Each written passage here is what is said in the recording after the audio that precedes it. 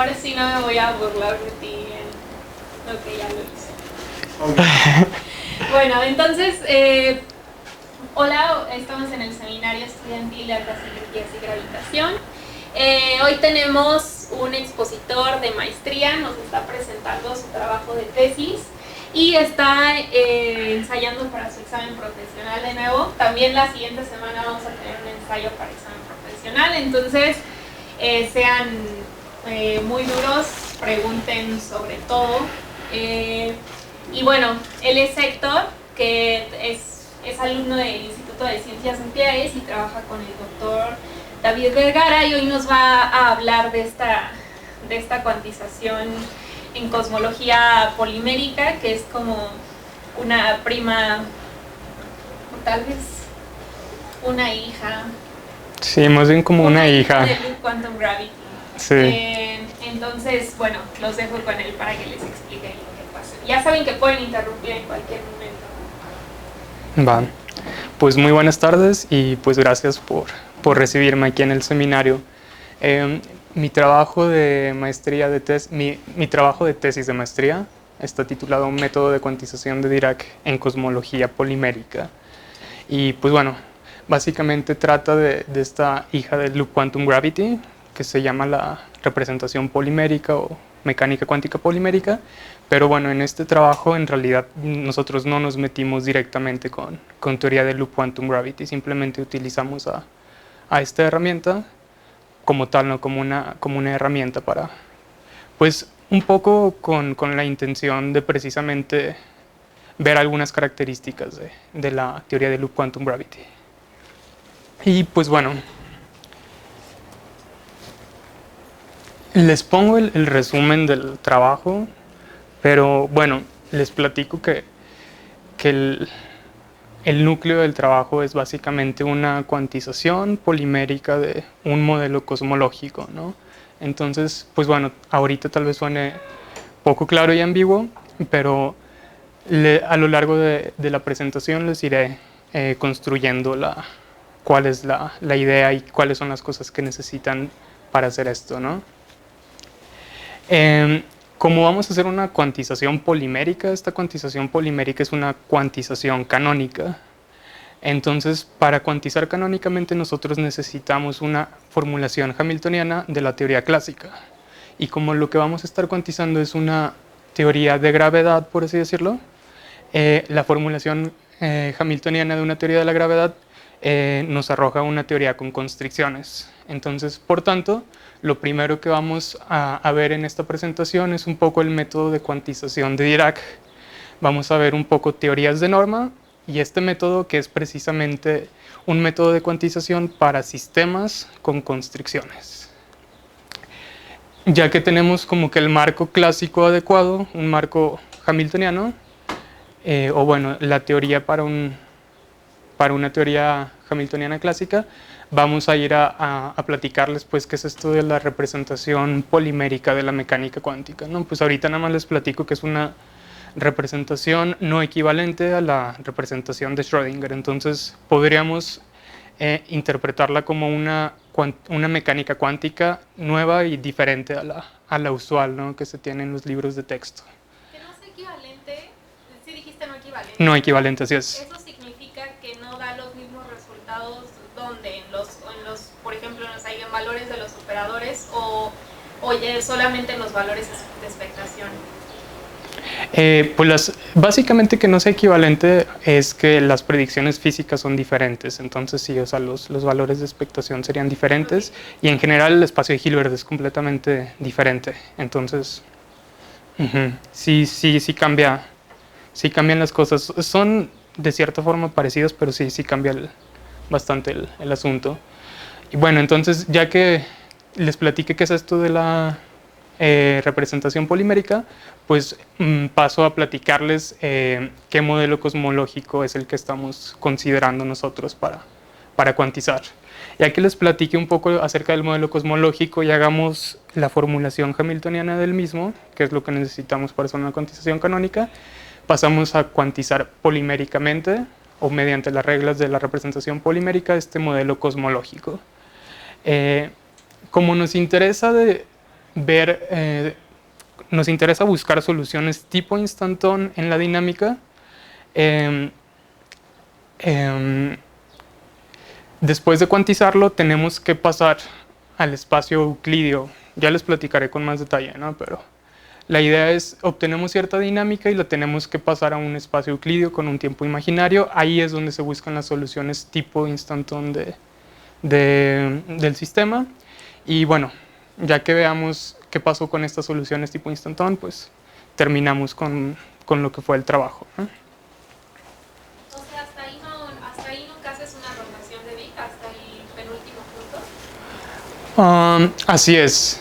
Después cuantizamos, obtenemos cierta acción efectiva y ahí es donde se hace la rotación de Vic. Y ya después de hacer la rotación de Vic, se buscan las soluciones tipo instantón. Pues bueno, tenemos 2 horas, pero creo que mi presentación puede que esté un poco choncha, entonces trataré de irme rápido, pero si tienen alguna duda o si quieren que veamos un poquito más de detalle, pues me dicen, ¿no? Pues bueno, primero que nada empezamos con esto de teorías de norma, que son teorías que tienen relaciones no triviales entre las variables del sistema. Esto quiere decir que hay relaciones algebraicas entre las q's y las velocidades o las q's puntos que van más allá de las ecuaciones de movimiento. Las teorías de norma también, aparte de tener constricciones, que son estas relaciones, aparte de tener constricciones, se caracterizan por tener ciertos grados de libertad no físicos, ciertos grados de libertad arbitrarios en el sistema.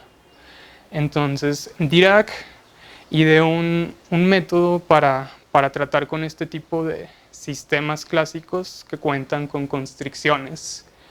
Este método se caracteriza por tratar todas las variables del sistema, de manera que nosotros no recortamos ninguna información del sistema y no perdemos las simetrías originales de lo que estamos estudiando. También este método nos permite de una manera algorítmica determinar la superficie de constricción. La superficie de constricción es donde se va a dar la dinámica de nuestro sistema, ya que las constricciones se tienen que cumplir en el sistema, ¿no? Son relaciones que se tienen que respetar y que no están decodificadas o contenidas en las ecuaciones de movimiento. Y pues bueno, también con este método podemos separar los grados de libertad físicos que nos interesan de los grados de libertad arbitrarios y redundantes que no tienen relevancia física. Y pues bueno, las constricciones, como les digo, simplemente son relaciones, son ecuaciones algebraicas entre q's y p's ya en el espacio-fase, que sobre la superficie de constricción dan 0.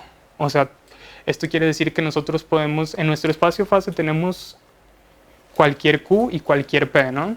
Pero las que nos interesan son aquellas q's y p's que cumplan con esta ecuación sobre la superficie de constricción, ¿no? O sea, básicamente la superficie de constricción está definida por esta igualdad a 0, ¿no? Y pues bueno, por notación se pone lo que se llama igualdad débil, simplemente para hacer énfasis que esto se cumple sobre la superficie de constricción. Esto no se cumple necesariamente en todo el espacio-fase, ¿no? Entonces esto nos lleva a reescribir nuestra función hamiltoniana de manera que estas constricciones sean consideradas de alguna manera en la dinámica, ¿no?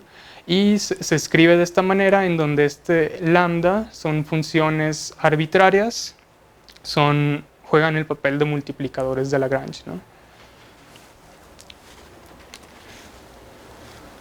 Bueno, entonces tenemos constricciones en nuestro sistema. Estas constricciones las podemos clasificar como constricciones de primera clase, constricciones de segunda clase. Las constricciones de primera clase son aquellas que cumplen con esta relación, ¿no? Esto es el paréntesis de Poisson de la mecánica clásica, ¿no? Entonces el paréntesis de Poisson entre cualquier par de constricciones de primera clase nos da una combinación lineal de una constricción, ¿sí? Y las constricciones son débilmente 0. Entonces una constricción de primera clase las constricciones de primera clase son aquellas que cuando calculamos su paréntesis de Poisson dan débilmente 0. En cambio las de segunda clase no son débilmente cero. ¿Sí?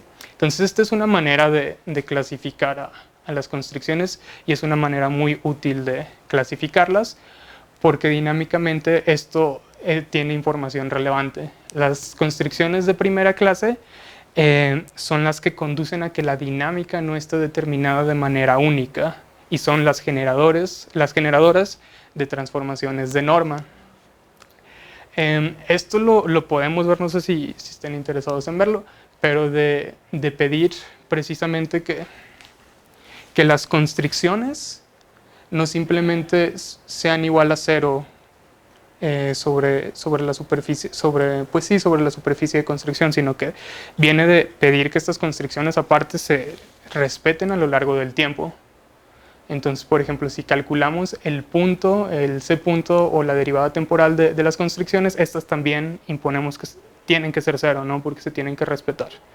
Y eso se traduce en hacer como el paréntesis de Poisson entre las constricciones y este hamiltoniano. Entonces, si ven, terminamos con un término que es el paréntesis de Poisson entre estas constricciones y estas constricciones. ¿Sí? Si ese paréntesis de Poisson entre esta y esta da cero, llegamos, se nos va el multiplicador de Lagrange y no hay manera de determinarlo, ¿no? Pero en cambio, si es diferente de cero, podemos llegar a una ecuación que determine estos multiplicadores de Lagrange. Si los podemos determinar, dejan de ser arbitrarios, ¿no? Entonces, bueno, esa es la importancia de esta clasificación, ¿no? Estos nos dan arbitrariedad en el sistema y esto nos quita la arbitrariedad del sistema. Y en general es una construcción un poco gorda y que se tiene que hacer con cuidado. O sea, esto es como que las conclusiones, pero bueno, una referencia muy buena para entender esto es un libro, no sé si lo conozcan, de Henault y Teitelbaum, Cuantización de sistemas de norma. O el método de Dirac, ¿no? Sí, aunque bueno, este ya es posterior y tiene más detalles, es un poco más explícito. El de Dirac es más directo, ese de hecho te lo lees rápido, sí. Y bueno, eso es lo que necesitamos saber de las teorías de norma, que son teorías con constricciones, que tienen arbitrariedad en los grados de libertad, y esta clasificación.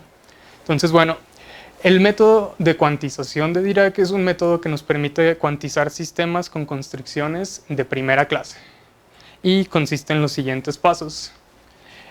Promovemos las variables canónicas de nuestro sistema a operadores en cierto espacio de Hilbert. Ese es el primer paso.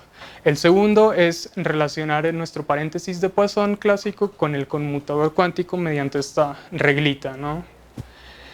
Y eso es más o menos el procedimiento estándar para cuantizar. Si tenemos constricciones, seleccionamos los estados físicos, o sea, los estados que nos interesan, como aquellos que sean aniquilados por las constricciones o equivalentemente que sean invariantes ante el grupo de transformaciones que forman las constricciones. Estas dos expresiones son equivalentes, ¿no? Si se cumple esta, se cumple la otra. Oye, y en ese sentido las constricciones van a ser como los generadores de la simetría de norma o sí. Sí. Clásicamente mencioné que precisamente las constricciones de primera clase eran las generadoras de transformaciones de norma. Cuánticamente también. Precisamente viene por esta expresión. Y el cuarto paso es seleccionar a los observables cuánticos como aquellos operadores hermíticos que cumplan con esta relación, o sea, que su transformación de norma sea cero, ¿no? O sea, ¿por qué? Porque nos interesa que la física del sistema sea invariante ante esta arbitrariedad, ¿no? No, de nada nos sirve que tener predicciones físicas diferentes ante grados de libertad redundantes o que no son físicamente relevantes.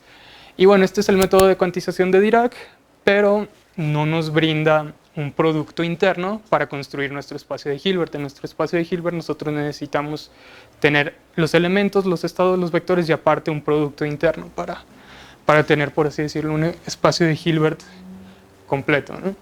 Y bueno, aquí utilizamos otra herramienta que es conocida como el método del promedio sobre el grupo, y esta es una herramienta que nos permite construir un espacio de un producto interno dado que tenemos un sistema con constricciones que generan una acción, bueno, que son generadoras de transformaciones de norma que cumplen con tener una acción unitaria de grupo abeliana, ¿no? O sea, básicamente esto. Y pues bueno, este método de alguna manera como que nos define un estado promedio de esta manera, ¿sí? Que es básicamente el grupo de transformaciones generado por las constricciones sobre cualquier estado en nuestro espacio de Hilbert, nos proyecta a un estado físico que es el que nos interesa, ¿no? Pero promediado sobre este parámetro lambda. Si se fijan, la exponencial con el estado es básicamente el requerimiento que se pide en el método de Dirac para tener estados físicos, ¿no? Entonces automáticamente tenemos un estado físico, pero promediado sobre este parámetro, ¿no? El producto interno queda definido de esta manera, ¿sí? Agarramos el estado físico, por así decirlo, y hacemos el sándwich, y ese es el producto interno. Este método del promedio sobre el grupo nos permite, o sea, de manera heurística podemos interpretarlo como una delta, y como les decía, este método nos permite, o más bien lo que hace es evitar o remover la definición intuitiva que uno podría tener de producto interno, en el que el producto interno quedaría definido por el sándwich entre estos estados físicos. Pero si hacemos eso, terminamos de alguna manera como con un producto de dos deltas, la cual es una cantidad divergente y no nos sirve de nada, ¿no?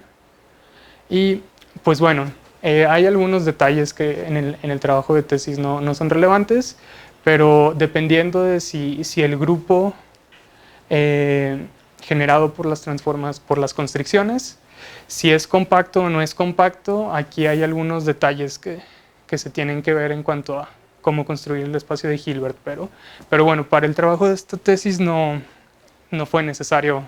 Ajá. Oye, y pues no me queda claro por qué puedes interpretar eso como una delta. ¿Podrías? Ok, pues la definición usual de una delta es esta, claro, por así decirlo, ¿no? O sea, si tú tienes una delta... Un operador, ¿no? Ajá, o sea, una delta de x menos x' es igual a la integral de d de p, del exponencial de i veces p, de x menos x', ¿no? Entonces, aquí tienes como p es el lambda juega el papel de p, c es como el x menos, entonces sería como un c menos 0 si quieres.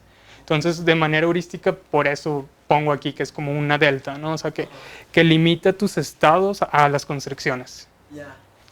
Sí. Esto es algo como el método de Fourier-Popov. ¿Como el método de qué? Fourier-Popov. No lo conozco. No sabría decirte. Okay. Fourier-Popov. No, todavía. Esto creo que todavía no te elimina todos los fantasmas. Esto nada más es para construir el espacio fase, para construir el producto interno para el espacio fase, cuando estás cuantizando sobre un grupo. Okay. Pero no, creo que todavía después, porque, bueno, te lo digo así porque justamente en seguridad asintótica en gravedad cuántica se usa que creo que más o menos es para allá donde va, se usa esto y aparte, y de todos modos en la integral de trayectoria hay que poner un término de Fourier-Popov y también un término de fantasma. Y esto es, dijiste que es abeliano porque estás trabajando, el C nada más tienes una constricción. Sí, es una constricción. Ajá, sí, si tuvieras diferentes constricciones, pues ya no necesariamente es abeliano, ¿no? Y bueno, eso es en cuanto a cuantización de teorías de norma. Otra pregunta respecto a eso que acabas de decir. Sí. O sea, pero si, por ejemplo, si yo quiero hacer un grupo de norma S o N, pues me tomo una representación matricial y matrices N por N. Y por eso justamente cuando uno tiene una cosa es abeliano, ¿no? Sí, sí, porque pues sí, conmuta consigo mismo, por así decirlo. Pero si aquí tuvieras más constricciones, ¿cómo las acomodas para armar justamente algo que tenga estructura de matrices N por N o...? Bueno, pues el método de promedio sobre el grupo precisamente te pide que sea abeliano, ¿no? Si no es abeliano, ya no sabría cómo construirlo. Y ya el método del promedio sobre el grupo ya no sería válido, ¿no? Pero sí se puede, sí hay una herramienta también, ¿no? Para cosas no abelianas. Yo creo que sí, o sea, yo no conozco, ¿no? Pero yo creo que sí. Como no me he puesto a estudiar más a detalle. Sí, creo que sí hay algo más general. Pero bueno, no me acuerdo tampoco de qué es. Sí. Sí, es que como que esto da para estudiar mucho. O sea, uno le puede rascar mucho y llegar hondo, ¿no? Pues bueno, como les decía, eso es como que la parte que nos interesa en cuanto a cuantización de teorías de norma. Ahora me paso a lo que viene siendo ya la mecánica cuántica polimérica o la representación polimérica. Para esto, pues bueno, primero parto de algo que se llama el álgebra de Weyl y el teorema de Stone-von-Neumann, que el teorema de Stone-von-Neumann es precisamente el que nos dice que diferentes representaciones de la mecánica cuántica, o más bien cuáles diferentes representaciones de la mecánica cuántica son equivalentes a la mecánica cuántica usual, ¿no? Y pues bueno, primero, como ya les había platicado un poco, al cuantizar, promovemos nuestras coordenadas a operadores tal que respeten las relaciones de conmutación canónica, ¿no? Pero por el teorema de Windner, nosotros podemos ver que los operadores X y P no pueden ser simultáneamente acotados, ¿sí? Entonces, este problema lo podemos evitar construyendo como la versión exponenciada de estos operadores. Si se fijan, la versión exponenciada son operadores que pueden ser unitarios y por tanto siempre son acotados. Estos operadores cumplen estas propiedades. Esto nos dice que son, o revela que son grupos de Lie uniparamétricos, y en especial es importante esta relación 17 porque precisamente las combinaciones lineales de esta expresión es lo que define al álgebra de Weyl.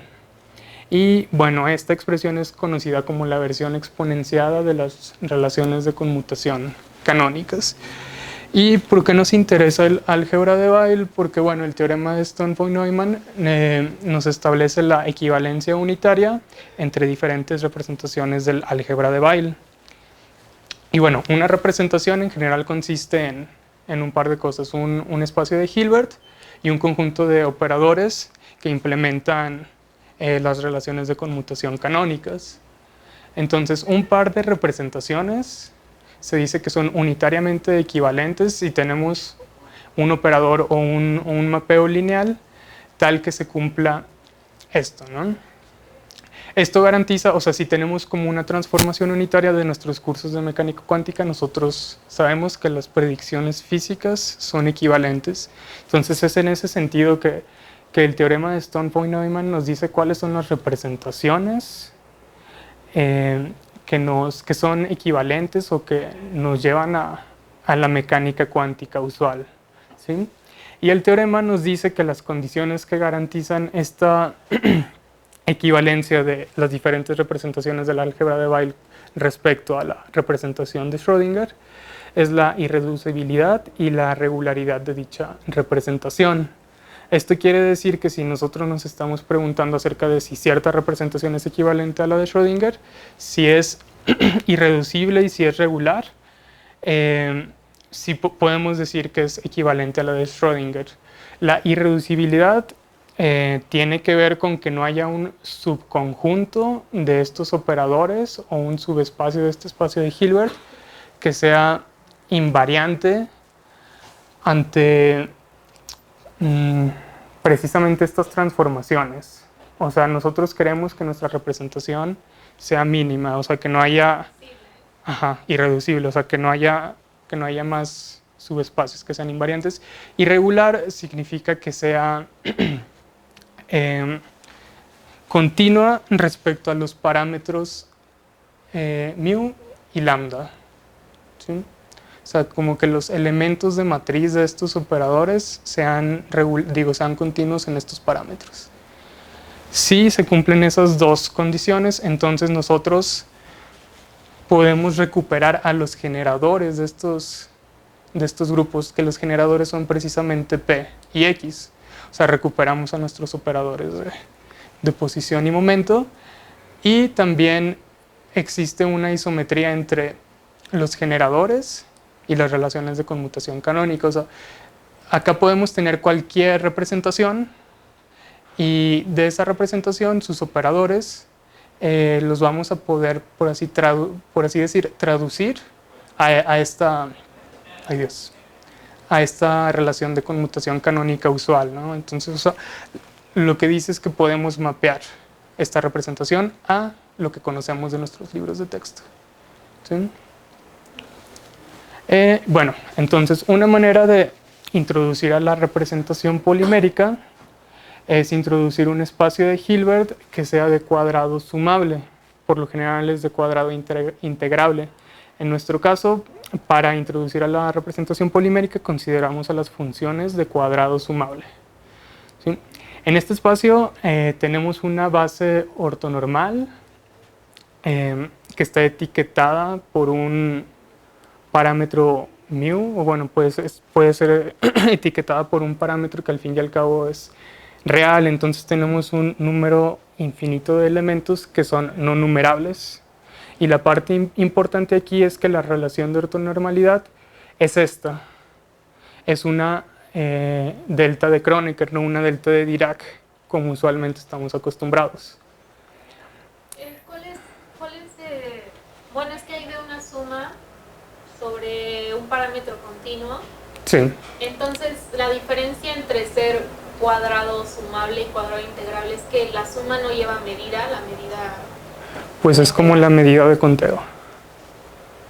Ok, sí, entonces no se le pone nada enfrente, ¿no? O sea, ajá. Sí, y la consecuencia es que tenemos una delta de Kronecker y no una delta de Dirac. Ah, ok. ¿Sí? Y precisamente esto es lo que nos va a llevar es como que la parte importante, ¿no? Y pues bueno, en general un elemento de nuestro espacio de Hilbert polimérico puede expresarse como una suma de un conjunto numerable de nuestra base, ¿no? O sea, en lugar de tener una integral por aquí, tenemos una suma. Y bueno, consideramos que los operadores fundamentales U y V, como lo habíamos visto, van a actuar de esta manera sobre la base, ¿no? Esta es como una base de posiciones, por así decirlo. Entonces, el operador de posición actúa multiplicativamente y el operador de momento actúa por desplazamiento. Como aquí tenemos la exponencial de P, aquí tenemos el desplazamientos, ¿no? No sé si quede claro esa. Es como este es como un generador de una... Más bien la P genera traslaciones finitas. Y esas son traslaciones, ¿no?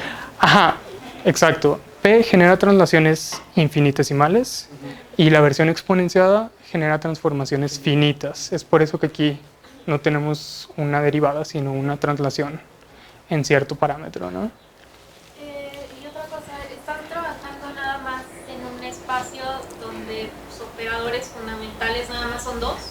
Sí, los operadores fundamentales son este y este. Entonces, por ejemplo, no estás en un sistema de spin, de sumas de spines o cosas así. Bueno, donde no. Tienes SX, SY. No. Y bueno, pues habíamos dicho de lo que vimos del teorema de Stoneford-Neumann, que para que esta representación de nuestra álgebra de Weyl sea equivalente a la de Schrödinger, estos operadores tienen que cumplir con ser irreducibles y regulares, ¿no?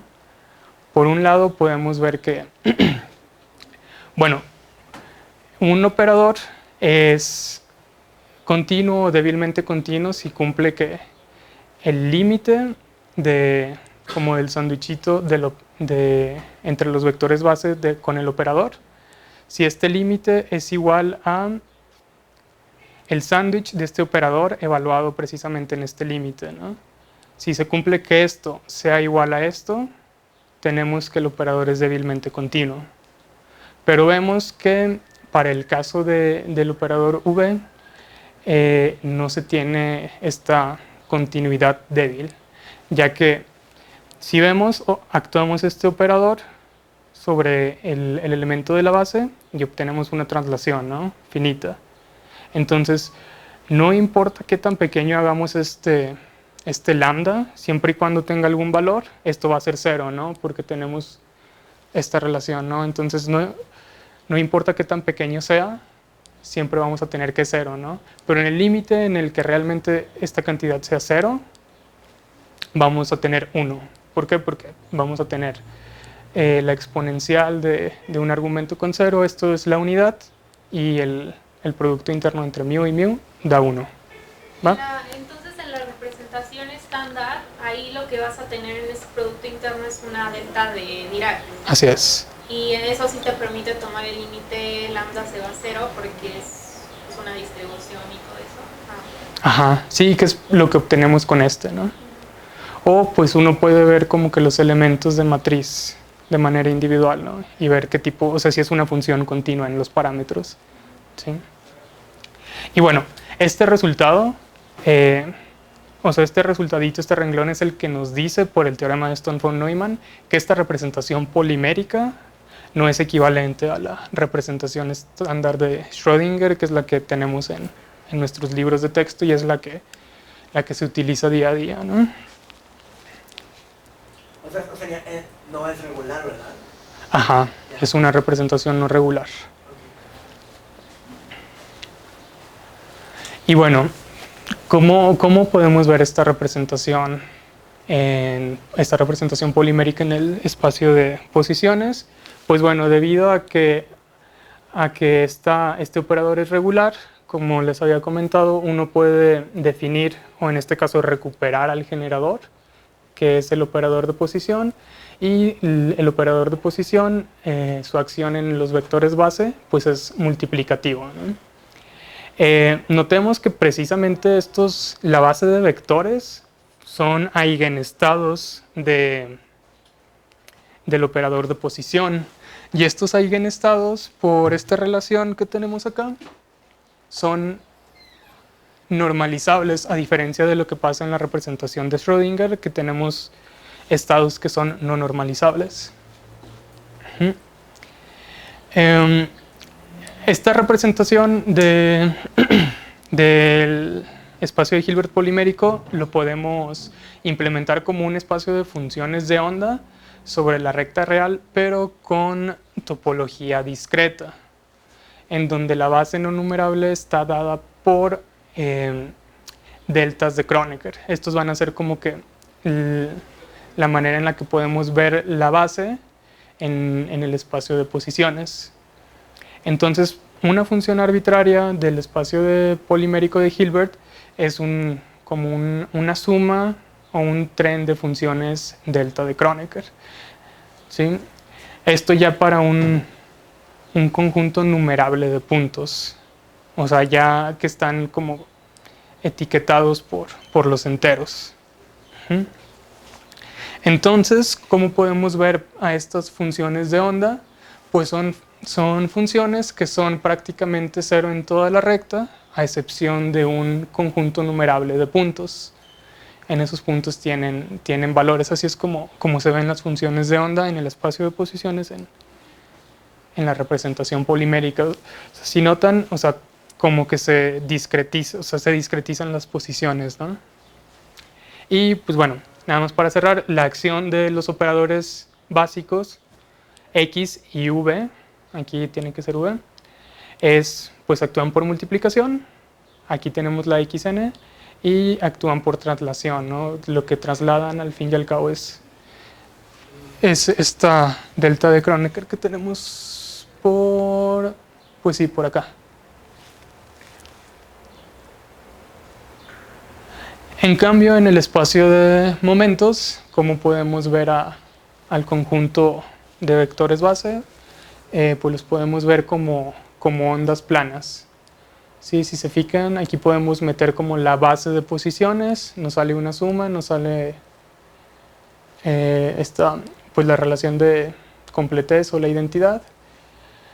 Este término lo podemos obtener de nuestra mecánica cuántica usual, es un exponencial. Esta es la delta, y pues bueno, al fin y al cabo obtenemos una onda plana. Las combinaciones lineales de estas ondas planas es conocido como el espacio de funciones cuasi periódicas. Y pues bueno, podemos expresar a las funciones de onda en el espacio de momentos de esta manera, ¿no? Es simplemente una suma sobre las ondas planas. Y el producto interno está dado... Eso es lo análogo a la transformada de Fourier, ¿no? Sí, solo que en este caso como las posiciones están como discretizadas, la consecuencia es que los momentos o la variable conjugada queda acotada, ¿sí? Esa es como la consecuencia. Y bueno, uno podría preguntarse si este espacio de funciones cuasi periódicas se puede ver como un espacio de funciones de cuadrado integrable o sumable, ¿no? Como estamos acostumbrados. Y la respuesta es que sí, y que estas funciones cuasi periódicas se ven como funciones complejas continuas, pero sobre la compactificación de la recta de los reales, la compactificación de Born de la recta de los reales, en donde la medida natural es una medida que se conoce como medida de Haar, y es simplemente una medida que le da cierto volumen a grupos con topología compacta, me parece. O sea, estos ya son detalles que no conozco mucho, pero el asunto es que sí podemos ver a este espacio de funciones cuasi periódicas como un espacio de cuadrado integrable. Sí, pero es sobre la compactificación de Born de la recta de los reales. ¿Qué es la compactificación de Born en la recta de los reales? Ese sí no sabe. Sí. Lo único que tengo como que presente es que de alguna manera es pues un espacio compacto, ¿no? Y pues bueno, así es como se ve como la cinemática de la mecánica polimérica. Sí, o sea, es de cierta forma parecido a lo que conocemos, pero tiene algunos detalles que son diferentes y es importante, ¿no? Esa diferencia. Y lo más relevante es que las predicciones físicas que podemos obtener de esto son diferentes a las predicciones usuales. Y pues bueno, como les comenté, los operadores fundamentales son X y la V. Pero entonces, ¿cómo hacemos para implementar esta representación polimérica si no tenemos definido el operador P, ¿no? O sea, si nosotros tenemos una partícula libre, su hamiltoniano es P cuadrado, ¿no? ¿Cómo vamos a hacer para implementar esto, ¿no? Pues bueno, lo que se hace es como aproximar esta P mediante los operadores V, ¿sí? Lo que hacemos es definimos una red sobre la base de las posiciones, una red con puntos equidistantes parametrizados por este μ0. Entonces vamos a tener que nuestra red va a ser todos los n puntos. Ok, esto tendría que ir sobre z, me parece. Sí, esto va sobre z porque nos estamos limitando a una red que tiene puntos numerables. Y si no, de todos modos vuelves a hacer los reales, ¿no? Sí. Entonces, bueno, seleccionamos de la recta de los reales una red, ¿no? De elementos contables o numerables más bien. Y bueno, ese espacio de Hilbert, como ya sus elementos pueden ser numerables, se dice que es separable, ¿no? y pues bueno, se denota así, ¿no? Es como el espacio de Hilbert de la red. Pero el espacio de Hilbert polimérico en realidad es un espacio de Hilbert no separable, que sus elementos son no contables y consiste en considerar todas las posibles redes. ¿Sí?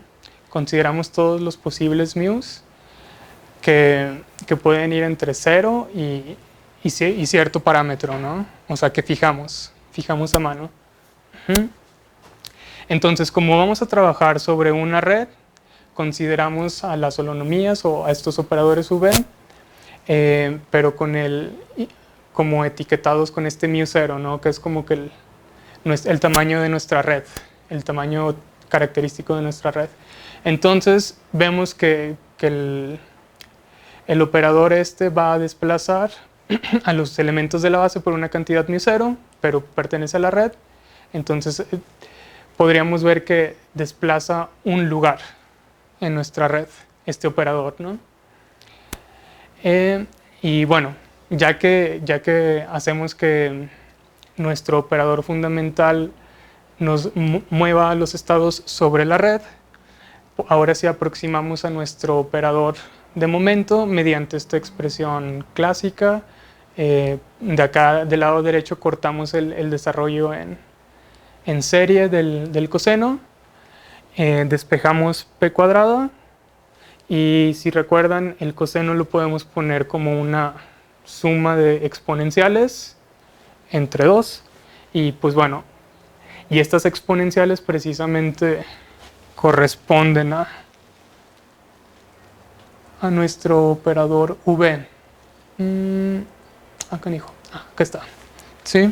Entonces es por eso que ese coseno lo podemos poner como v más v daga, que es como el complejo conjugado, entre 2.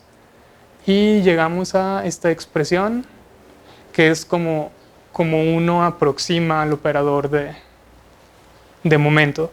Y bueno, como las posiciones se discretizan, de cierta forma es comprensible o entendible que no tengamos un operador de p bien definido.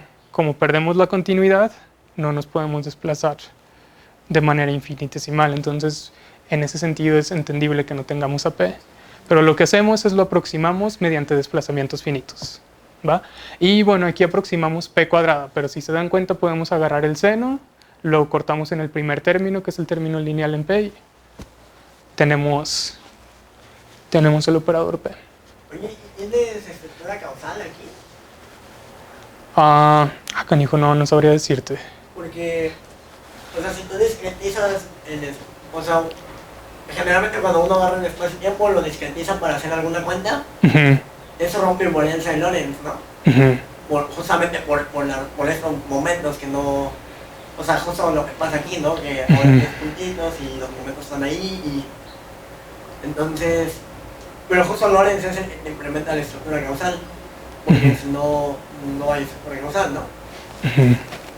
Entonces, pues sí, justo esa era la pregunta, como si aquí, o sea, por eso te rompe Lorentz, pero en ningún momento estabas hablando de simetrías de Lorentz, y de hecho en mecánica cuántica pues nadie habla de simetría de Lorentz, ¿no? Pero eso, o sea, no podrías implementar aquí relatividad, por ejemplo, porque si no, bueno, tendrías que regresarte, ¿no? Como regresar al límite continuo para recuperar otra vez Lorentz o algo así, ¿no? Pues bueno, en este caso uno puede mandar este parámetro μ a 0, pero este parámetro μ en la representación polimérica es un parámetro que no se puede ir a 0. Entonces, o sea, matemáticamente te puedes ir a 0, pero si te quedas con la física es un límite que no puedes tomar, ¿no? Sí. Porque sí, o sea, algo que no les he mencionado de la representación polimérica y que la hace atractiva es que si uno toma este límite cuando μ vale 0, uno sí puede recuperar las predicciones de la mecánica cuántica causal. O sea, uno puede llegar a la representación de Schrödinger. Sí, y eso lo hace muy interesante, ¿no? Porque si esto fuera completamente diferente a Schrödinger, pues uno dice, pues bueno, esto es matemáticas, no es física, ¿no? Pero pues bueno, aquí es donde lo conectamos con la física, ¿no? Que en cierto límite esto es equivalente a lo que nosotros sabemos que sí funciona. Y bueno, eso fue la mecánica cuántica, o bueno, más bien la representación polimérica, ¿no? A partir de toda esta representación del espacio de Hilbert, uno puede hacer mecánica cuántica, ¿sí? Y bueno, me mencionaban que era algo que querían aprender, espero que haya quedado un poco, que se sepa como qué es, ¿no? Más o menos, ¿sí? Y bueno, ya les di otra herramienta, ya les dije que es la cuantización polimérica o esta representación polimérica de la mecánica cuántica. Ya ahora paso a lo que viene siendo la parte cosmológica de la parte de la tesis, ¿no? Como modelo cosmológico nosotros consideramos un modelo de Friedman-Robertson-Walker, un modelo que considera el espacio como homogéneo e isotrópico, que es una característica que, si bien no está directamente presente en nuestras observaciones, es algo que se toma como cierto a gran escala, que la distribución de materia a gran escala es de cierta manera homogénea e isotrópica. Y nosotros consideramos también un campo escalar de materia. Y bueno, nuestro modelo Friedman-Robertson-Walker está caracterizado por este elemento de línea, que es el elemento de línea que satisface estas propiedades de homogeneidad e isotropía del espacio. Este elemento de línea nos da una geometría espacial que bien puede ser hiperbólica, puede ser esférica o puede ser plana, dependiendo de este parámetro de curvatura K. Y esta reducción por simetría de la relatividad general nos da como consecuencia que solo tenemos un grado de libertad físico, que es el factor de escala que solo depende del tiempo, ¿no? No puede depender del espacio debido a la homogeneidad y la isotropía, ¿no? Y pues bueno, el campo escalar de materia es una distribución de materia que también cumple con esta homogeneidad y la isotropía, es por eso que lo tomamos. Y aparte, al considerarlo, de alguna manera nosotros estamos metiendo un grado de libertad extra a nuestro modelo cosmológico. Y bueno, la acción de Einstein-Hilbert es esta, ¿no? Para la relatividad y para nuestro campo escalar de materia. Entonces, si nosotros tomamos esta métrica y explícitamente hacemos las cuentas, nosotros podemos llegar a que la acción de Einstein-Hilbert está expresada de esta manera. Si se fijan, nuestra acción de Einstein-Hilbert tiene por ahí un R, que está en términos de los símbolos de Christoffel, etc. Entonces, en principio aquí deberíamos de tener A, 2 puntos, pero solo tenemos A puntos, ¿no? O sea, esto es porque de considerar explícitamente lo que sale en la cuenta anterior, uno puede agarrar los términos y armar una derivada respecto al tiempo total. Entonces nosotros sabemos clásicamente que un lagrangiano que difiere de otro lagrangiano por una derivada total en el tiempo da las mismas ecuaciones de Euler-Lagrange. Entonces nosotros a nivel clásico botamos ese término, ¿no? Entonces es por eso que aquí solo quedan términos con A punto. Y si se fijan, en la expresión anterior teníamos que la integral era como sobre todo el espacio-tiempo. Aquí ya solo tenemos el tiempo y la parte espacial uno la puede agarrar en este como volumen fiducial, que bueno, bajo el radio adecuado de integración uno lo puede normalizar. Pero como bueno, la A depende solo de t y la phi solo depende de t, esta acción solo queda con el tiempo, ¿no? Esto dinámicamente no representa no tiene ningún papel importante. Entonces, como nosotros vamos a cuantizar canónicamente, nosotros hacemos de la formulación hamiltoniana de esta acción. Y bueno, de aquí a acá estoy dando un paso un poquito grande, pero bueno, simplemente son cuentas, ¿no? O sea, de aquí uno calcula los momentos asociados, etcétera, y obtiene una acción hamiltoniana. Pero la parte importante aquí, como les comenté al principio, la formulación hamiltoniana de la gravedad nos da una teoría con constricciones. Entonces llegamos a un hamiltoniano completamente constreñido. Esto quiere decir que el hamiltoniano completo está descrito por constricciones. Y si se fijan, aquí tenemos un lambda arbitrario. Esto es una función arbitraria que depende del tiempo. Y es un multiplicador de Lagrange de la constricción. Entonces, pues sí, esto es lo que les contaba, ¿no? O sea, esto débilmente es 0, ¿no? Entonces, como obtenemos un hamiltoniano constreñido, podemos utilizar lo que les comentaba al principio de la presentación para cuantizar, ¿no? Ya tenemos aquí como que nuestra base clásica adecuada para cuantizar poliméricamente. Entonces, si recuerdan, lo que hacemos es agarrar estos a las variables de nuestro sistema, nuestras variables canónicas, y considerarlas como operadores en un espacio de Hilbert. Y en este caso, pues consideramos al par de variables canónicas A y PA como operadores, pero poliméricos. Esto quiere decir, van a actuar de la manera que les platicaba cuando les platiqué la representación polimérica. ¿Okay? Si se fijan, entonces vamos a discretizar a la A de manera que su momento conjugado queda compactificado. El operador A actúa sobre cierta base de manera multiplicativa y el operador de momento lo aproximamos por medio de lo que se llaman las holonomías. Mientras que por otro lado, al campo escalar de materia decidimos cuantizarlo, pues sí, cuantizarlo de la manera estándar, ¿no? O sea, que actúe como en la representación de Schrödinger.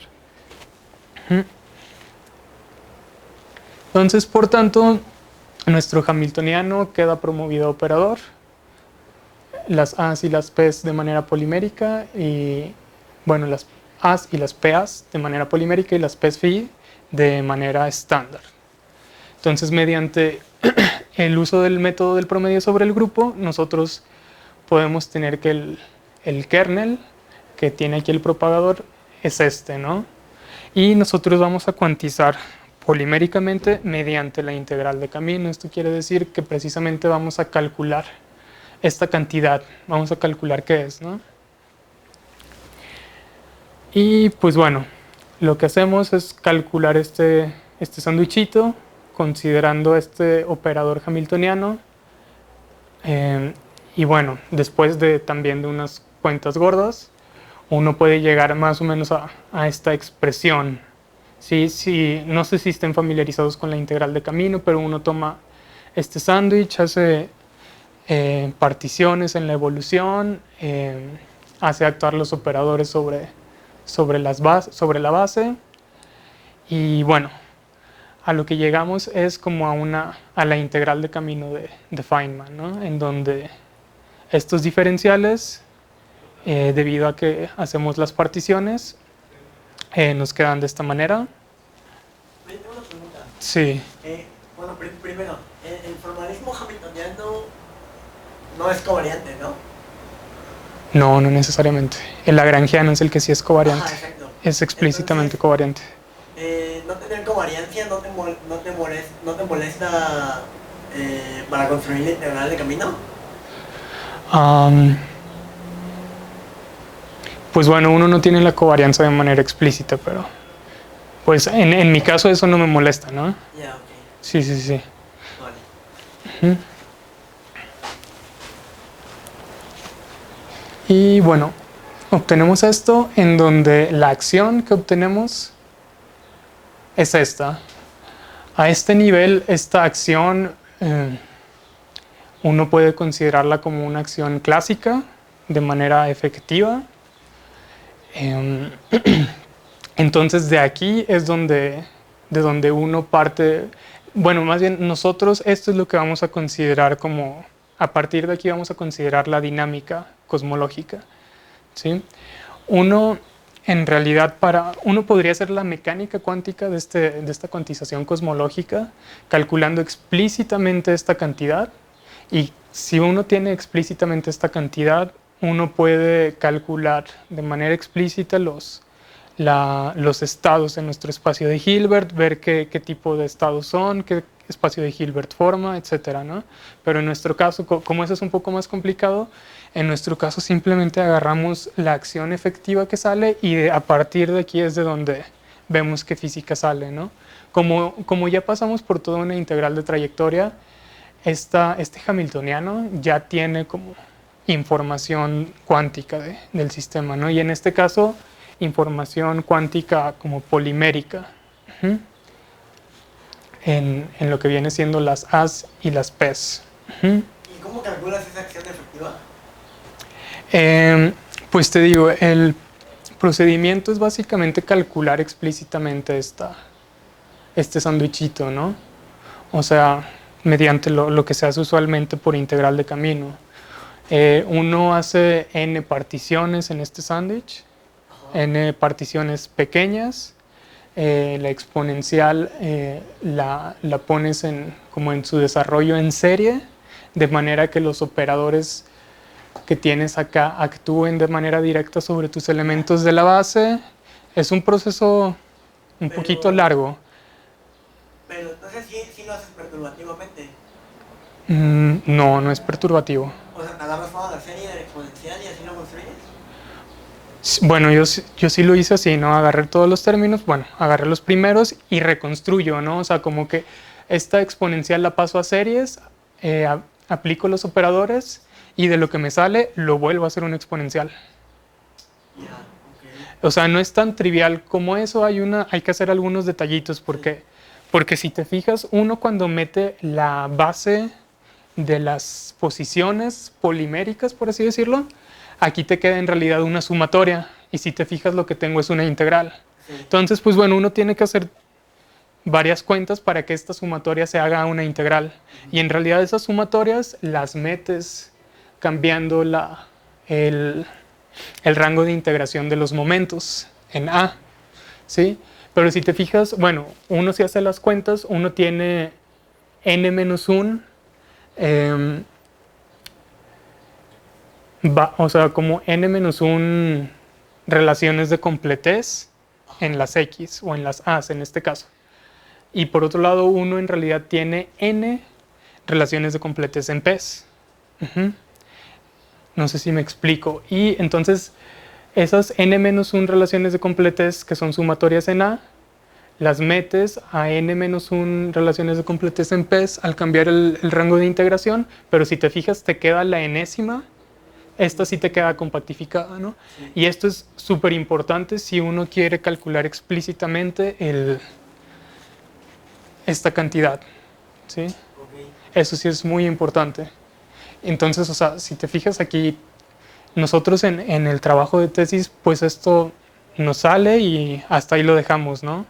¿Por qué? Porque trabajamos con esta acción efectiva, pero esto es muy importante. Okay. Uh-huh. Y, pues bueno, como les había dicho, nosotros tenemos un hamiltoniano completamente constreñido y esto lo que tiene como consecuencia es que esta acción o las ecuaciones de movimiento que podemos obtener de aquí son invariantes ante reparametrizaciones temporales. O sea, si yo cambio este tiempo t por un tiempo f de t, si se fijan, al momento de que hago el cambio, o sea, en el momento en el que meto como el df entre df, todo esto va a quedar igual. También es un cálculo que igual hay que hacerlo un poquito con cuidado, pero a lo que va es que no importa qué tiempo utilices, como que las predicciones físicas son las mismas, ¿no? Entonces, esto en realidad es como una invariancia de norma, o sea, esto no es un tiempo físico. Entonces, ¿qué es lo que se hace en estos casos? En estos casos se hace algo que se conoce como desparametrización. O sea, lo que haces es agarras una variable que está dentro de tu sistema, lo utilizas como parámetro para describir la dinámica, ¿no? Es como agarrarse longitud de arco o algo así, ¿no? Exacto, ¿no? Si tú tienes, por ejemplo, posiciones y velocidades descritas en términos del tiempo, uno puede, o sea, no son cuentas fáciles, pero uno puede hacer sus ecuaciones de movimiento en lugar de que sean x de t y b de t, que sea como x de la velocidad, ¿no? O la velocidad en términos de las posiciones. Sí, o sea, estás cambiando como el parámetro que te describe la dinámica. En este caso, nosotros tenemos como 2 grados, bueno, tenemos como 4 grados de libertad, ¿no? Tenemos A, PA, Phi y PFi. Entonces, lo que hacemos es agarramos esta acción, hacemos una variación respecto a PFi. Esto nos permite determinar esta función arbitraria, este multiplicador de Lagrange que tenemos acá. Sustituimos este resultado aquí y podemos volar como ese tiempo y describir todo en términos de phi, o sea, como ponerlo como nuevo tiempo, un nuevo parámetro para describir la dinámica. Y bueno, el hamiltoniano que se obtiene de aquí es un hamiltoniano que es diferente de acá, pero es el mismo sistema físico. Y bueno, creo que ya no les conté, pero se consideró que, que el potencial asociado al campo escalar iba a ser 0. Eso provoca que la acción, o bueno, el lagrangiano asociado al campo escalar no tenga términos que van como phi. Sí, que no van como phi. Entonces eso provoca una constricción en phi, más bien provoca una constricción en phi, que la constricción es phi punto es igual a 0. Esto se traduce en que phi sea constante. Entonces, bueno, total, a lo que nos lleva es que phi es un buen parámetro para describir la dinámica porque es una función monótona. O sea, de las cuentas que tenemos acá de la parte cosmológica, uno puede llegar a que phi es una función monótona creciente. Entonces, como es una función monótona creciente, es un buen tiempo para describir la dinámica. No es como algo que oscile o algo así que nos daría como una dinámica medio rara. ¿Okay? Entonces, el hamiltoniano que obtenemos es este, ¿no? De aquí, pues ya nosotros podemos ver como la dinámica cosmológica polimérica, por así decirlo, ¿no? Si calculamos las ecuaciones de movimiento, las ecuaciones de Hamilton del hamiltoniano anterior y los metemos a la computadora, nosotros obtenemos esto para un universo plano, esto para un universo hiperbólico y esto para un universo con geometría esférica. Si recuerdan, como los modelos cosmológicos estándar, lo que predicen es un universo en crecimiento, ¿no? Para el universo plano es un universo que crece, para un universo parabólico es un universo que crece, me parece, más rápido que el plano, y para un universo esférico es un universo que crece y luego cae. Es como un universo que se expande y luego creo que regresa a la singularidad. En este caso, si se fijan, tenemos como que un universo que de tiempos muy remotos es infinitamente grande, decae, llega como a la singularidad y vuelve a crecer. O sea, no tenemos como un Big Bang, ¿no? Como un inicio y luego crezco, sino como que alguna vez fue muy grande, se hace chiquito y crece. Y para acá también, ¿no? Solo que aquí tenemos, en lugar de un solo rebote, tenemos como que varios, ¿no? Crezco, crezco, crezco, luego me empiezo a contraer, llego como a un tamaño mínimo y crezco. Pero además crece muy rápido y se contrae súper rápido, ¿no? Sí, pues esto es como que muy cualitativo, ¿no? O sea, no estamos haciendo como que cosmología con mucho cuidado, ¿no? Entonces yo lo veo como que más cualitativamente, ¿no? Pero bueno, es una característica como que interesante de ver que nosotros tenemos como rebotes, ¿no? Y bueno, como les comentábamos al principio, esta cuantización polimérica es hija como de la Loop Quantum Gravity, y algo que también está directamente relacionado con la Loop Quantum Gravity es Loop Quantum Cosmology.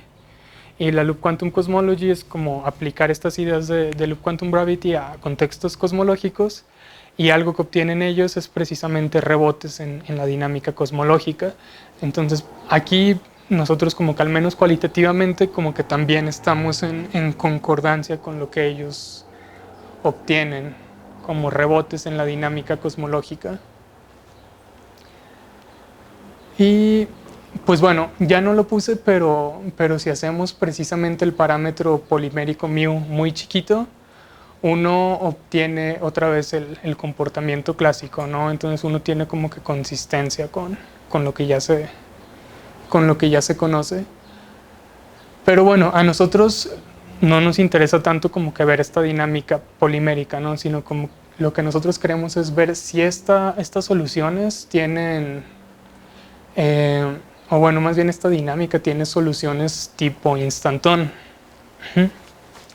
Y las soluciones tipo instantón son soluciones a las ecuaciones de movimiento, pero en el espacio euclídeo. ¿Sí? Lo que se hace es una rotación de Wick, o sea, uno cambia el parámetro temporal t por un parámetro i veces t.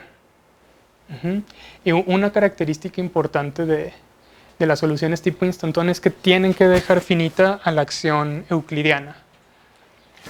Pero bueno, como les decía, ¿no? Uno hace una rotación de Wick de tener un tiempo t a un tiempo i tau, ¿no? Entonces, si nosotros tenemos la integral de camino normal, hacemos una rotación de Wick, llegamos a esto, ¿no? Como que nos comemos la y y nos comemos por acá también la y.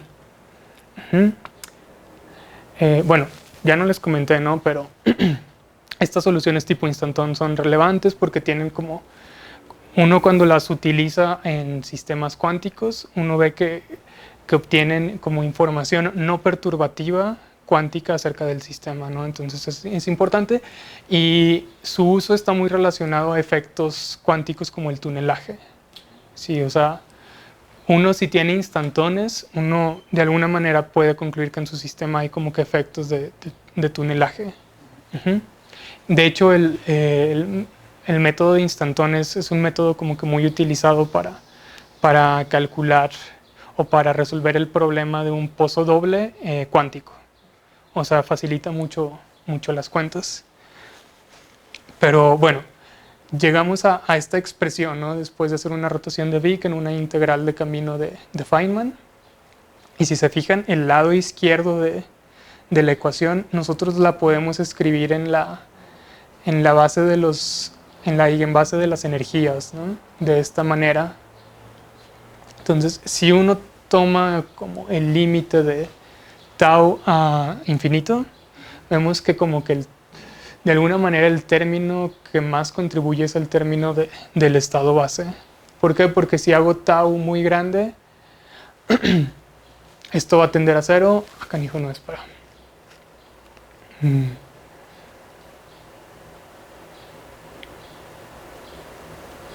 No, espera, ahorita ando confundido, pero bueno, el asunto es que de aquí vemos que de lo que obtenemos información relevante es del estado base, ¿sí? Entonces, pues bueno, para eso se utilizan los instantones. Es importante que los instantones dejen a la acción, y eso es muy importante, que dejen a la acción euclídea finita, porque precisamente lo que les decía, ¿no? Si esto se hace infinito, si esto diverge, esto se va a cero. Entonces no tenemos información relevante, ¿no? O sea, ¿sí? Y bueno, algo importante que mencionar es que cuando uno hace una rotación de Wick, no necesariamente y en general uno llega a ecuaciones de movimiento diferentes. Sí, por ejemplo, si tomamos el lagrangiano tradicional y calculamos las ecuaciones de movimiento, uno llega que, por así decirlo, como a la segunda ley de Newton, ¿no? Fuerza es igual a menos la derivada del potencial. Aquí vemos que si pasamos como al espacio euclídeo, ese menos desaparece, ¿no? Entonces tenemos ecuaciones de movimiento diferentes. ¿Okay? Pero bueno, todo esto es porque los instantones se buscan o se encuentran en el espacio euclídeo después de una rotación de Wick. Oye, pero ¿puedes regresar una diapositiva? Allí en ese ejemplo, o sea, esa acción la estás pensando como en en un espacio-tiempo con asignatura lorentziana. Sí, puedes pensarlo en un espacio de Minkowski, sí. Ya, es que, por ejemplo, en mecánica clásica, Ujú, pues uno está en un espacio euclidiano y Sí. la segunda ley de Newton sigue siendo ujú, pues, como un menos, ¿no? sí. O sea, lo que quiero decir es, ese cambio del menos viene a fuerzas de hacer la rotación de Vic, de haber tenido una estructura diferente, ¿no? Lorentziana a euclidiana. Sí, sí, sí. Sí, el menos viene pues casi de la I. No, claro, sí. De la I que metes para hacer la rotación. Sí. Sí. Y ahí en la parte de arriba, eso del estado base no es porque si tau es muy grande, o sea, la energía del estado base es la mínima energía, ¿no? Y de ahí va creciendo. Entonces, pues le multiplicas el más chiquito. El más chiquito, sí. El más relevante, ¿no? Sí, sí, Porque sí. si no, se va haciendo cada vez más grande y pues, lo ves menos, ¿no? Sí, sí, tienes razón. O sea, uno aquí como que considera que n es más chiquito que n más 1, ¿no? Ajá, exacto. Y al final el más relevante será el de hasta abajo, ¿no? Sí, sí, sí, porque si tienes un E100, en principio sería un número mucho más grande que E1, ¿no? Ok, sí, gracias por la aclaración, porque ahorita como que me hice un poco bolas. Sí.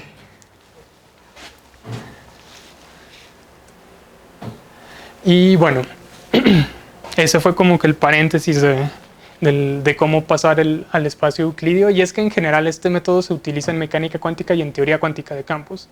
Entonces uno tiene como tú dices, ¿no? Como una métrica lorentziana, un espacio de Minkowski en teoría cuántica de campos, ¿no? Y bueno, regresando a lo que viene siendo la cosmología, nosotros agarramos esta acción que obtuvimos y a esto le hacemos una rotación de Vic, y a lo que llegamos es a esto, ¿no? Si se fijan, ahí cambian algunos signos, ¿no? Que es precisamente de la I, ¿no? De considerar la I. Y pues bueno, aquí cambiamos este primer término, cambiamos como que el papel que tienen las variables canónicas, ¿no? Antes teníamos a como la variable de configuración y a p como a su momento, pero al cambiar este término pasamos a a como un momento y a p como la variable de configuración, ¿no? O sea, al fin y al cabo son etiquetas y en lugar de tener a como las x y a p como los momentos, ahora ponemos a p como las x y a las a's como los momentos. ¿Y esto por qué? Pues porque queríamos como que darle cierta interpretación al hamiltoniano que tenemos. Si se fijan, tenemos un término a cuarta y acá tenemos un término a cuadrada que aparte está multiplicado por una función de p. Entonces, si nosotros consideramos, o sea, como solo tenemos un grado de libertad aquí, podemos considerar que estamos como trabajando con una partícula, ¿no? Entonces, desde ese punto de vista, nosotros sabemos que p cuadrada es como la energía de la partícula y todos los términos que tengan x son como potencial asociados al sistema, ¿no? Y si se fijan aquí, no tenemos p cuadrada, ajá, y tenemos a's por todos lados o x por todos lados, ¿no? Entonces lo que intentamos hacer ahí es como interpretar como un término cinético. Tendríamos como un p cuadrado al cuadrado, si quieren, y acá como el término del potencial que depende a la vez de las velocidades, ¿no? Es medio raro, pero la intención era como que meterle alguna interpretación más fácil, ¿no? Y bueno, el asunto es, intercambiamos el papel de las coordenadas, calculamos cuáles son las soluciones que se obtienen de este hamiltoniano. Y bueno, la parte importante es, las soluciones tipo instantón son soluciones en el espacio euclidio, ya estamos en el espacio euclidio, que dejan finita a esta acción. Entonces lo que hacemos, como todo se resolvió numéricamente, analíticamente ya no pudimos hacer mucho, obtenemos nuestras soluciones numéricas y estas las evaluamos aquí mismo, ¿sí? Entonces, desde el punto de vista de los instantones, si al momento de que metemos esto aquí, la acción queda finita, pues tenemos instantones. Si la acción diverge, eso nos asegura que no tenemos instantones, ¿no?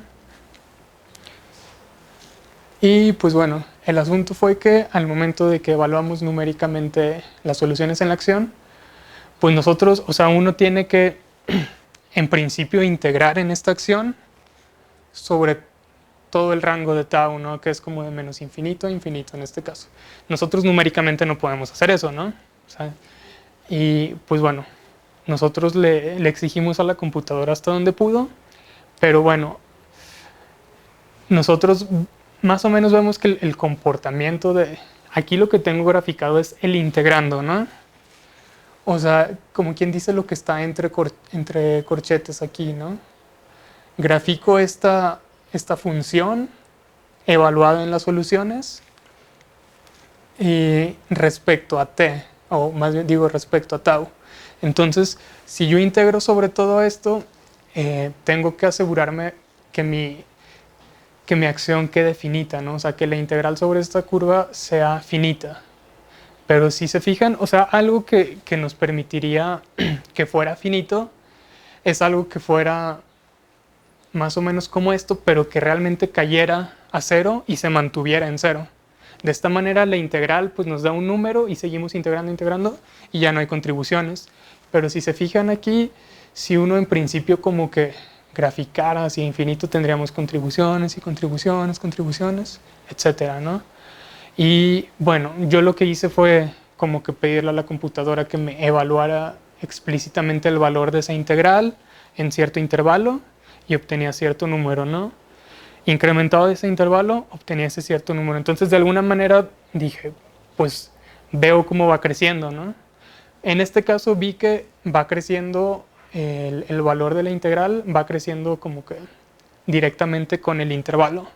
Si yo aumentaba 10 veces el intervalo, el valor de la acción aumentaba 10 veces. Si lo incrementaba 100, incrementaba 100, ¿no? Entonces, en principio, si lo incremento a infinito, pues el valor se me va a disparar, ¿no? Entonces, pues bueno, la conclusión de este análisis es que el sistema que tenemos no cuenta con soluciones tipo instantón. ¿Por qué? Porque nuestras soluciones hacen que nuestra acción se dispare, ¿no? Y bueno, ya no les comenté, pero este es como el zoom de uno de los piquitos, ¿no? O sea, aquí se ve como que muy... como que funciones medio mal comportadas, pero bueno, si uno le hace zoom son funciones suaves, ¿no? Y pues bueno, nos dio eso y lo que se planteó es como que hacer alguna alternativa. Entonces nosotros lo que hicimos fue desde el nivel clásico proponer un cambio de variable, por así decirlo, ¿no? Una transformación canónica. Esta transformación se hizo desde acá. A ver, voy a atrasarme un poco. Esta transformación se propuso desde este hamiltoniano, antes de cuantizar, si se fijan. Aquí, a este nivel es que se propone la transformación. ¿Para qué? Pues para que a esa nueva variable, si se fijan, es una transformación que va como a cuadrada. Entonces, de alguna manera, nosotros la quisimos interpretar como un área. Y pues bueno, regresando tal vez un poco a lo de Loop Quantum Cosmology, allá como que la variable fundamental es un volumen. Entonces aquí como que nosotros quisimos implementar algo similar, quisimos considerar como unidades de área en nuestro factor de escala. Desde el nivel clásico, después cuantizamos de la misma manera, hacemos como que la misma receta, ahora los operadores fundamentales van a ser A y bueno, la aproximación de PA. Estos se cuantizan poliméricamente mediante integral de camino, obtenemos una acción efectiva. Son muchas cuentas, pero como en realidad es un cambio pequeño, pues se pueden fácilmente traducir de una variable a otra, ¿no? Llegamos a una acción ya en el espacio euclídeo de esta manera, en donde, aquí me comí un seno, aquí va un seno. Pero bueno, si se fijan aquí, como que ya le bajamos 2 grados al término a cuarto que teníamos en la acción anterior, ¿no? Entonces sí ya cambiando otra vez como que el papel de las A's y las P's. Aquí ahora sí ya podíamos tener como un término cinético y otra vez como un término de potencial que depende de las velocidades. De nuevo. Y pues bueno, pensamos que a lo mejor eso podría verse mejor o funcionar mejor. Otra vez las soluciones numéricas que obtenemos son estas. Estas las evaluamos en la integral. Aquí grafico el integrando de la acción. Y pues bueno, es una función así medio fea, pero si se fijan, como que el rango sobre la que le estoy graficando es grande y lo que varía es muy pequeño. Entonces es casi como una función constante, ¿no? Que si lo integro sobre todo, igual diverge, ¿no? Entonces, conclusión, también con estas nuevas variables tenemos que la acción diverge, tampoco tenemos soluciones tipo instantón.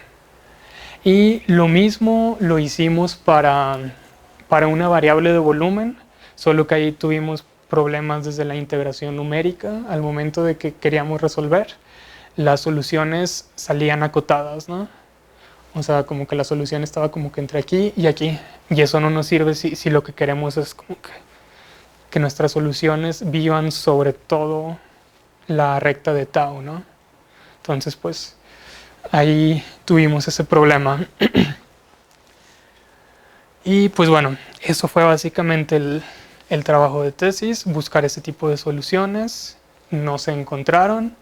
Pero bueno, nosotros resaltamos como que la importancia o la relevancia de la representación polimérica, porque es una representación que te permite construir una mecánica cuántica con predicciones físicas diferentes, pero que en cierto límite apropiado, reproduce lo que ya conocemos. Entonces es como que, aunque tal vez uno llegue a que no es muy físico, de alguna manera es una generalización de lo que nosotros ya conocemos, ¿no?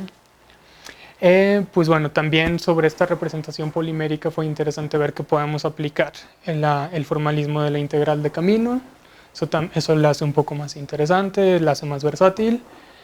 Y pues bueno, pudimos cuantizar este modelo cosmológico con las reglas poliméricas, obtuvimos dinámicas cosmológicas diferentes a las usuales, como era esperado, dinámicas interesantes, dinámicas que están un poco de acuerdo con lo que se hace en otras áreas de investigación, como la Loop Quantum Cosmology, que bueno, la Loop Quantum Cosmology también implementa de cierta manera esta cuantización polimérica. Entonces, pareciera que en el contexto cosmológico, el utilizar estas herramientas poliméricas de alguna manera sí te garantiza tener rebotes en la dinámica del universo. Y pues bueno, canijo, aquí no sé qué pasó con este renglón, pero lo que decía en este renglón es que se buscaron soluciones instantáneas, desgraciadamente no se encontraron, pero como perspectivas a futuro uno puede construir la mecánica cuántica de la cosmología polimérica, lo que les platicaba, como que calcular el propagador de manera explícita y con ese resultado explícito construirse el espacio de Hilbert, ver qué soluciones hay en el espacio de Hilbert, qué tipo de espacio de Hilbert obtenemos, y tal vez ahí, como que ya con la teoría completa, uno tal vez podría voltear otra vez a ver si hay instantones, ¿no? Ya con toda la maquinaria ya bien construida y no solo con una expresión efectiva. Otra cosa que podría funcionar es como que refinar las técnicas numéricas para resolver las ecuaciones. Como les decía, en el caso del volumen, nuestras soluciones estaban acotadas, entonces no sé si era como que algún problema con precisamente la integración numérica. Esa parte no la entendimos muy bien. Nosotros no hacemos como que muchas cosas numéricas, entonces ahí sí nos agarró medio en curva. Pero pues bueno, uno podría aprender un poco mejor eso y controlar mejor las soluciones que obtengamos, ¿no? Y otra cosa que se puede considerar es generalizar este modelo cosmológico con teorías FDR de la gravedad. Esto lo comento porque ya lo hemos hecho un poco. Y pues bueno, si quieren les platico un poco qué es eso de las teorías FDR. Yo yo tengo una pregunta. Sí. ¿Tú dirías que ese comportamiento como de rebotes Sí. y que no hay instantones, ¿es genérico para cualquier campo de materia que metas? ¿O si metes materia exótica, de pronto crees que sí hay instantones o algo? Pues bueno, en nuestro caso el modelo que consideramos era un modelo homogéneo isotrópico, entonces como que creo que no hay mucho hacia dónde hacerse en ese sentido, pero si empiezas a considerar modelos anisotrópicos y eso, pues igual sí se podría, o sea, definitivamente vas a tener cosas diferentes, ecuaciones diferentes, ¿no? No sabría, no diría mucho acerca de esas, de qué tipo de ecuaciones de movimiento podrías obtener, pero son diferentes y en principio es como que un nuevo terreno en donde se pueden buscar las soluciones tipo instantón, ¿no? Y bueno, me regreso a esta expresión nada más para platicarles qué es eso de las teorías FDR de la gravedad, ¿no? La acción de Einstein-Hilbert es básicamente como que esta partecita de aquí para allá, en donde la acción es lineal en R. Lo que hacen las teorías FDR, pues es precisamente sustituir esta función lineal por una función arbitraria de R. Nosotros estamos considerando en este caso una función cuadrática de R, y bueno, la intención es como que establecer como que el formalismo hamiltoniano como de ese Friedman-Robertson-Walker, pero con una acción de Einstein-Hilbert modificada. Y bueno, la idea sería como, eso no lo hemos hecho, como tratar de cuantizar poliméricamente y ver qué sucede en esa como generalización de nuestro modelo. Y pues bueno, eso fue el trabajo. Muchas gracias.